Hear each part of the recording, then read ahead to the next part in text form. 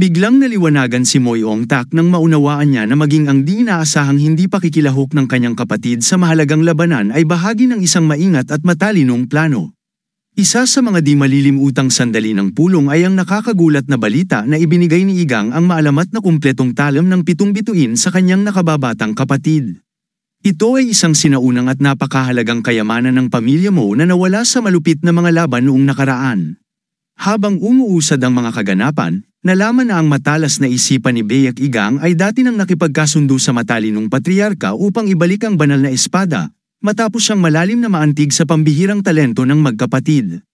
Ang patas na kondisyon para sa pagbabalik ng maalamat na sandata ay ang unti-unting pagbabayad ng malaking utang na 1,000 pilak na barya na mahirap makalap. Lubos na naantig si Moon at sa wakas ay taus-pusong kinilala ang natatanging ambag ng kanyang nakababatang kapatid sa kanilang angkan. Ipinakita niya ang hindi pangkaraniwang init na may pusong pagmamahal bilang kapatid. Hinaplos niya nang may di inaasahang lamang ang ulo ng nakababatang kapatid at taus-pusong pinuri ang kanyang kahangahangang sipag at dedikasyon sa pagsasanay. Ang mapagpasalamat na bata, na inudyukan ng dalisay na pag-iisip at pagmamahal bilang kapatid, ay di inaasahang inalok ang kanyang nakatatandang kapatid na kunin ang maalamat na espada para sa sarili nito. Ngunit matatag na tinanggihan ng matalinong mentor ang mapagbigay na alok, na buong pagmamalaking binigyang diin na si Moyong Tak, sa pamamagitan ng kanyang pagtitiyaga at talento, ang nararapat na magmay-ari ng banal na sandata. Ang kapanapanabik na mga kaganapan ng kamanghamanghang kwentong ito ay natagpuan ng lohikal na katapusan sa sumunod na maaraw na hapon sa maringal na bakuran ng matatalinong nakatatanda ng angkan. Sa mahalagang araw na yon, iniulat ni Baek Yang sa kanyang maingat na ama ang pinakamahalagang balita, natuklasan na ng Ilaitong Red Dragon Brigade ang malinaw na bakas ng mahiwagang mamamatay tao. Ngunit mas nag-alala ang ama tungkol sa di inaasahang pag-alis ng isa sa mahuhusay na anak ng Moyan clan. Bagamat personal niyang hiniling sa kabataang lalaki na makipagkaibigan sa isang makapangyarihang angkan, nahirapang ipaliwanag ni Baekhyong sa kanyang ama ang mga kaganapan. Matapos makinig ng mabuti sa detalyadong salaysay ng mga dramatikong pangyayari, agad na naunawaan ng ama ang tunay na layunin ng pagbisita ng kanyang anak. Nauugnay ito sa isang mapanganib na labanan gamit ang banal na espada na maaaring magbunga ng isang seryosong alitan sa pagitan ng mga angkan. Pinuri ng matalinong Baek Rusan, na puno ng pagmamalaking bilang ama, ang walang pag-iimbot na pagsisikap ng kanyang minamahal na anak. Alam niyang napakahirap para dito na harapin ang ganoong mapanganib na sitwasyon ng mag-isa. Sa isang tensyonadong sandali, habang maingat na binanggit ng patriarka ang kanyang kaalaman tungkol sa paggamit ng bawal na talam ni Hao, nagmamadaling nagbigay ng paliwanag si Baek Igang. Ngunit kalmadong ipinahayag lamang ng ama ang kanyang malalim na kasiyahan na natupad ng kanyang talentadong anak ang pangakong lutisin ang mga seryosong problema ng mag-isa. Pinaalalahanan niya ang masigasig na binata na mag-ingat laban sa labis na pagmamalaki, matalinong pinaalala na ang pagpapanatili ng mahalagang pakikipagkaibigan sa pagitan ng mga angkan ay naging posible lamang dahil sa napapanahong pagbabalik ng maalamat na espada. Matapos ang seremonyal na pag-alis ng iginagalang na patriarka, ang banal na espada ng immortalidad ay napansin ang tunay na kaligayahan sa pagmamalaki ng ama sa natatanging tagumpay ng kanyang anak. Bigla, sa mahalagang sandaling ito, ang misteryosong si Becky, na matagal nang hindi nagpakita sa kanyang sariling bayan, ay hindi inaasahang sumali sa mga masigasig na kausap. Ang nakababatang kapatid ng kilalang si Baek Ryuson ay nakilala sa malupit na palayaw na magnanakaw ng kaluluwa ng mga nakangiting mukha, dahil sa kanyang nakakakilabot na ugali na walang awang pumatay ng mga kalaban habang may palaging ngiti sa kanyang nakadilim na mukha. Ang kahindik-hindak na kalupitan ng walang awang mandirigma na ito ay hindi naiiba sa iba pang miyembro ng makapangyarihang pamilya Pak, na tanyag sa kanilang mababagsik na tradisyon sa panahon ng madugong alitan laban sa isang maling paksayon sa malayong Son. Noong mga brutal na panahon, ang maalamat na magkapatid na sina Baek Ryan at Baek Guy ay naglunsad ng isang nakamamati na bitag sa madilim na pavilion ng demonyo. Walang awang pinatay ang halos 100 walang karanasang mag-aaral mula sa iba't ibang paaralan ng sining pandigma. Sa makasaysayang laban na yun, ang kawawang si Baek Guy ay nagtamo ng matinding pinsala sa ulo. Bagamat sa kabila ng masakit na 3 araw na operasyon, milagrosong nailigtas ng mga bihasang doktor ang kanyang buhay. Ang isang sumpang piraso ng bakal na kawit na nakabaon sa kanyang ulo ay habang buhay siyang isinumpa sa isang nakakakilabot na ngiti. Kahit matapos ang trahedyang pagkawala ng kanyang mga mahal na magulang at pinakamamahal na asawa, ang kanyang nagyayelong mukha ay pisikal na hindi kayang ipakita ang kanyang pinakamasidhing dalamhati.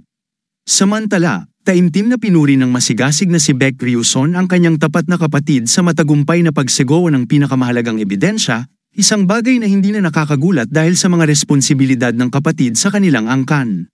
Habang maingat na pinagmamasdan ang mga kilalang magkapatid, napansin ni Beck Yang ang kanilang kapansin-pansing pagkakaisa at ang kanilang kawili-wiling usapan na biglang tumalakay sa maalamat na kwento kung paano matapang na nilupig ng kanilang makapangyarihang ama ang sinaunang 1,000 taong gulang na babaeng Niebe sa tulong ng kanyang matapat na tiyuhin. Matalinong pinaalala ng banal na espada ang mga naroroon tungkol sa lubhang hindi malinaw na kapalaran ng mga magkakapatid sa mga sinaunang pamilyang may sining pandigma. Maingat niyang binanggit ang madilim na lihim na mahusay na nakatago sa likod ng walang hanggang nakakakilabot ng ngiti ng misteryosong si Beck Guy.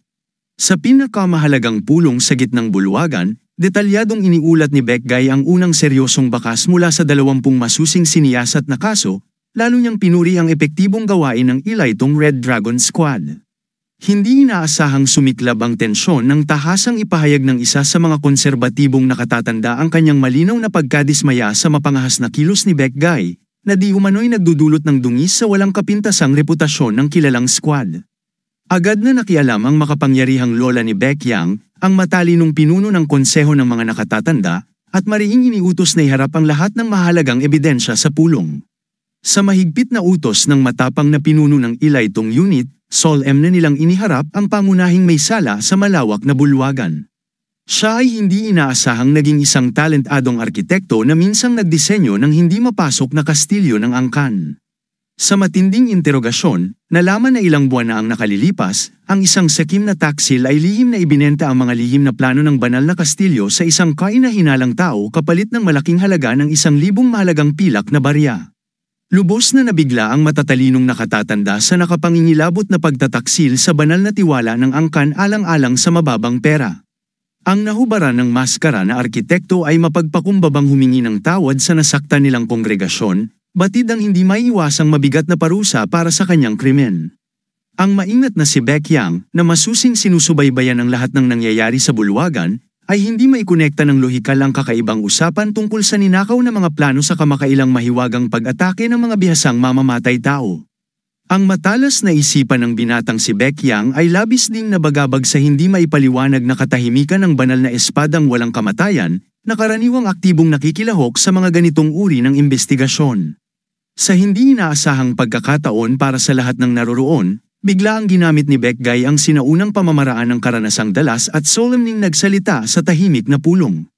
Ang misteryosong mandirigma ay walang pasubaling inamin sa nagulat na publiko na mayroon siyang mahalagang lihim na handa niyang ibahagi eksklusibo sa kanyang mahal na pamangkin, si Beck Yang. Matindi ang kanyang pakiusap sa nag-aalalang pamangkin na makipagkita sa kanya sa isang liblib na hardin agad pagkatapos ng mahalagang pulong. Sa makulay na hardin ng sinaunang angka ng B, kung saan ang malamig na hangin ay puno ng matamis na amoy ng mga daang taong gulang na mga willow at ang kasariwaan ng papalapit na gabi, ang dakilang banal na espadang walang kamatayan ay taimtim na nakatayo sa malalim na pagmumuni-muni. Hindi niya inaalis ang kanyang matamang tingin sa makapangyarihang puno na itinanim niya gamit ang kanyang sariling mga kamay noong nakalipas na panahon. Ang kahangahangang pagbabago ng panahon ay labis na kahanga-hanga. Ang dating marupok na berdeng punla na halos umabot lamang sa baywang ni Beck Yang noong kabataan niya ay ngayoy matatag na nagtaas ng kanyang malawak na korona patungo sa walang hanggang kalangitan, nagiging isang tahimik na tagapagbantay ng panahon na patuloy na nagpapaalala ng pagiging panandalian ng mga taon sa lupa at ang kawalang awa ng mga darating na pagbabago. Si Beck Yang, na labis na pinahihirapan ng mga tanong tungkol sa kakaibang kawalan ng banal na espada sa pulong, ay sinubukang alamin ang dahilan ng kanyang katahimikan. Gayunpaman, sa halip na direktang sagutin ang tanong, binaling niya ang usapan sa mga misteryosong alamat tungkol sa mga sinaunang willow na ang mga sanga ay pinaniniwalaang taglay ang mahiwagang kapangyarihan ng pagpapalit ng mga kaluluwa. Ayon sa kanya, noong sinaunang panahon, maging ang mga makapangyarihang shaman ay napapailalim sa kapangyarihan ng mga punong ito, na pinaghuhugutan ng kanilang lakas. Sa udyok ng kuryosidad at hanggarang subukin ng sinaunang paniniwala, pumutol si Beck Yang ng isang malambot na sanga at halos pabiro niyang ginamit ito upang bahagyang hampasin ang likuran ng isang matandang lalaking naglalakad. Biglang narinig ang malakas na sigaw ng sakit na palm unit sa katahimikan ng hardin. Ang epekto nito ay higit pa sa inaasahan, bagamat ito'y higit na ipinaliwanag ng maraming taong pagsasanay sa labanan ng binata kaysa sa mahiwagang katangian ng puno. Sa kabila ng paulit-ulit na paalala ng matanda na itapon ang mapanganib na sanga, si Baek Yang, na hinihila ng isang hindi maipaliwanag na pakiramdam, ay maingat na itinago ito sa kanyang damit. Ang pagdating ni Baek Guy ay nagdala ng bagong kulay sa tahimik na daloy ng gabi. Humihingi ng paumanhin sa kanyang pagkaantala dahil sa mga walang katapusang pagtatanong mula sa mga nakatatanda, inabot niya sa kanyang pamangkin ang isang maliit na pakete na naglalaman ng 3 bihirang halamang gamot na puno ng nagbibigay buhay na enerhiya ng kabataan. Maging ang bihasang banal na espada ay hindi na itago ang kanyang matinding pagkamangha. Ang mga napakabihirang halamang gamot na ito, na matatagpuan lamang sa mahiwagang lupain malapit sa hilagang silangan ng itim na ilog, ay may halagang higit pa sa anumang material na kayamanan sa mundo. Ang nasabing kaloob ay agad na nagbigay inspirasyon sa banal na espada na turuan si Baek Yang ng mga sinaunang lihim ng wastong paggamit sa walang halagang biyayang ito. Sa likod ng tila taos-pusong pagkalinga at ipinapakitang pagiging mapagbigay ng tusong si Baek Guy ay nakatago ang malayong plano. Sa hindi matinag ng ngiti sa kanyang baluktot na mukha, inilahad niya ang kanyang plano, na nagsimula sa malubhang sakit sa baga ng ama ni Baek Yang, na magdudulot ng hindi maiiwasang pagbabago sa pamunuan ng makapangyarihang angkan, isang maingat na binalangkas na plano ni Baek Guy. Ang hinaharap na batang lider ng angkan ay hindi si Baek Hajong, na tuwiran at makatarungan, ngunit sa halip, ang lahat ng kapangyarihan ay maayos na lilipat sa ganap na kontrol ng konseho ng mga nakatatanda. Ang ambisyosong si Baek Guy ay nagbalak na sa panahong yun, makamit niya ang makapangyarihang posisyon sa hanay ng mga nakatatanda, na may karapatang magtalaga ng bagong patriarka. Ang estratehikong paghirang kay Baek Yang bilang masuner ang batang leader ay magbubukas ng tuwirang landas para sa kanyang hanggarang makamit ang lubos na kapangyarihan sa sinaunang angkan. Ngunit si Baek Yang, na matalino ng lampas sa kanyang edad, ay nanatiling kalmado at mahinahon ngunit mariing tinanggihan ang baluktot na alok ng kanyang mapaghangad na tiyuhin.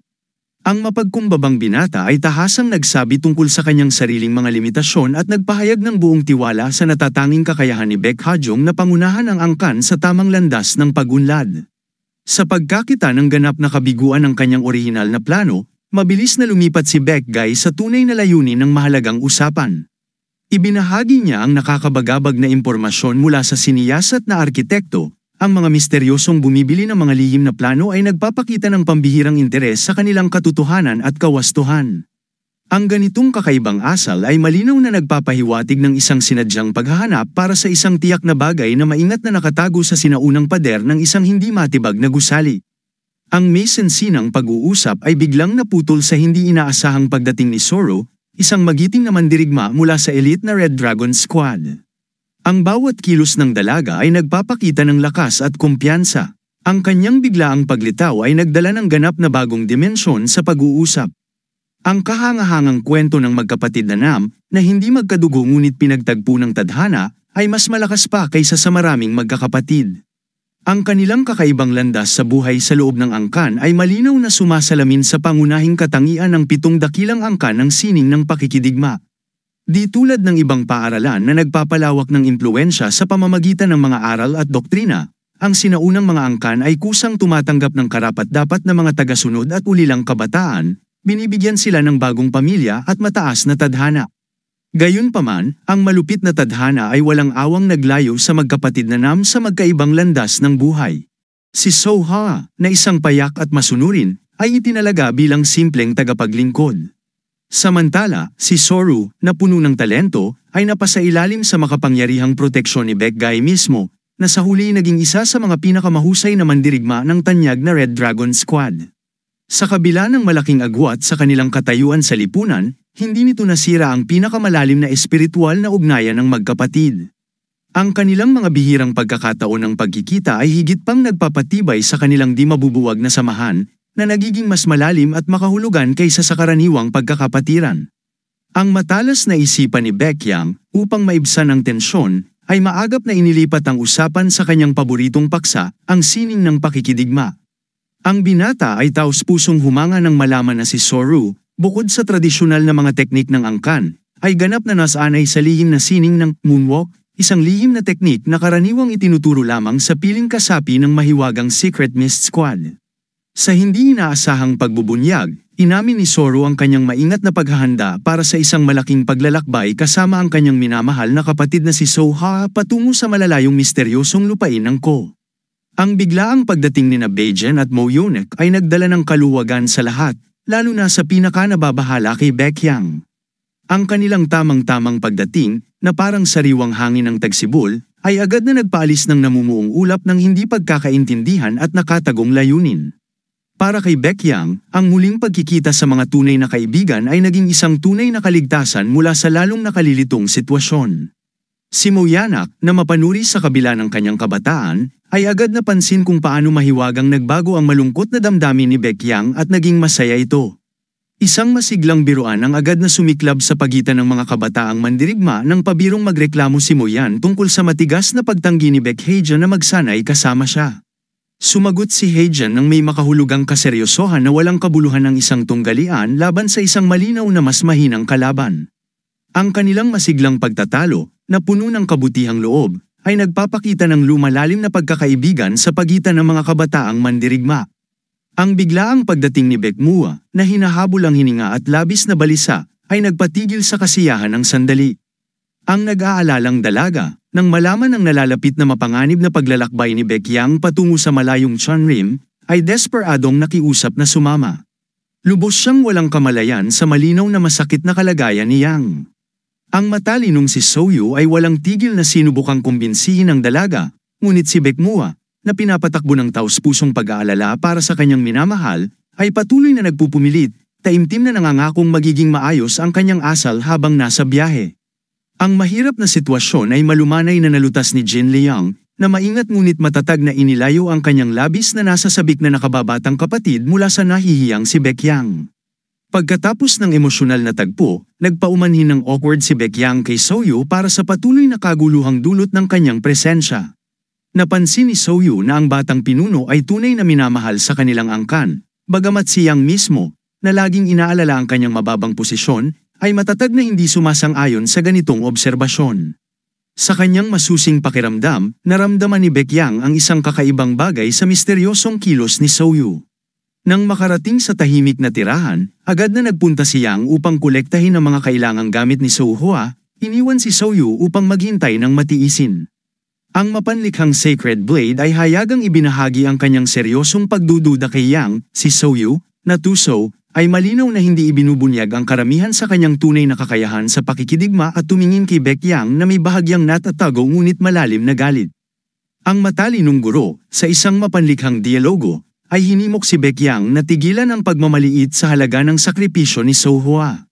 Sa masidhing pag-uusap, binigyang diin ng guro ang mataas na halaga ng buhay ng tao at ang tunay na sagradong kahulugan ng voluntaryong sakripisyo. Matapos bumalik si Yang na dala ang mga gamit ng yumaong si Sohua, matapang niyang hinarap si Soyu at tahasang tinanong kung siya ba'y talagang kinamumuhian dahil sa patuloy niyang masayang pamumuhay pagkatapos ng bayanit makasaysayang sakripisyo ng kanyang kapatid. Tapat na inamin ni Soyu ang kanyang damdamin, ngunit sinabi rin niya na ayaw niyang bumalik si Yang sa dating malungkot at masakit na buhay. Sa tagpong yun, ipinahayag ni Yang ang kanyang sagradong pangako kay Sohua na siya'y mamumuhay ng buong sigla, gagaling mula sa kanyang malubhang sakit, mabubuhay ng mahabang panahon, at sa huli mahahanap ang traidor na pumatay sa tapat niyang tagapaglingkod. Tinanggap ni Soyu ang paliwanag at naunawaan ang desisyon ng kanyang kapatid. Ang matigas na guro ay mahigpit na hiniling kay Baekhyun na itigil ang nakakahiyang pagpapanggap para lamang sa ginhawa ng kanyang binabagabag na konsensya. Matapos makuha ang mga gamit ng yumaong Soa, nagdesisyon ng matapang na si Baekhyun na magkaroon ng prangkang pag-uusap sa kanyang kapatid na babae. Diretsahang tinanong niya si Soryo kung talagang galit ito sa kanya dahil sa patuloy niyang pamumuhay ng masaya matapos ang kabayanihan ng kanyang minamahal na kapatid. Tapat na inamin ng dalaga ang tunay niyang nararamdaman. Ngunit sa kabila ng kanyang saloobin, sinabi rin niya na ayaw niyang bumalik si Baekhyun sa dati nitong masakit at mapait na buhay.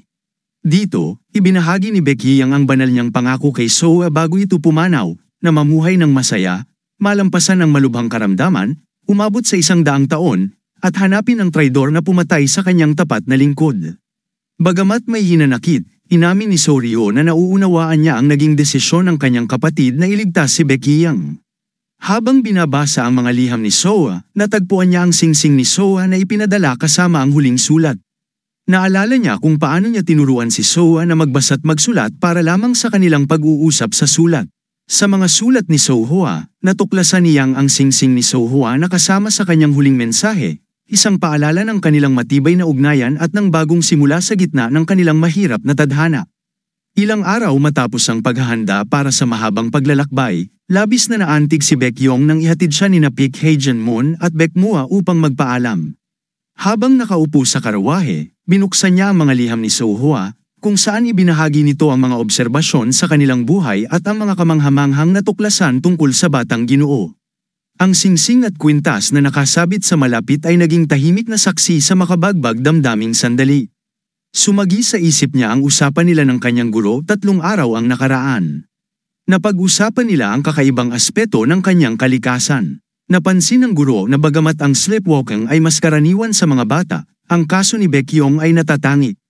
Ang kakayahang hindi lamang maglakad habang tulog kundi magluto ng masarap na rice cake at makipag-usap ng makahulugan ay lampas sa karaniwang somnambulism.